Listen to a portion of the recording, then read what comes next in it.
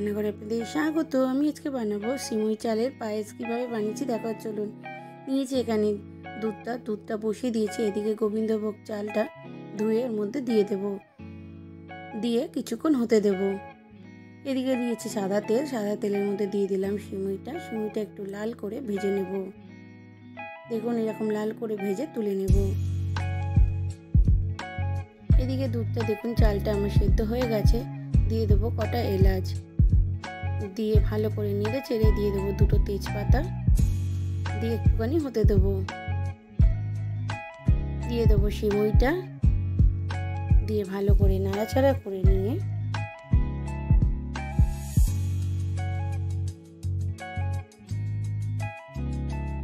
দিয়ে দেবো চিনি, আর দেবো এখানে পাটালি গুড়।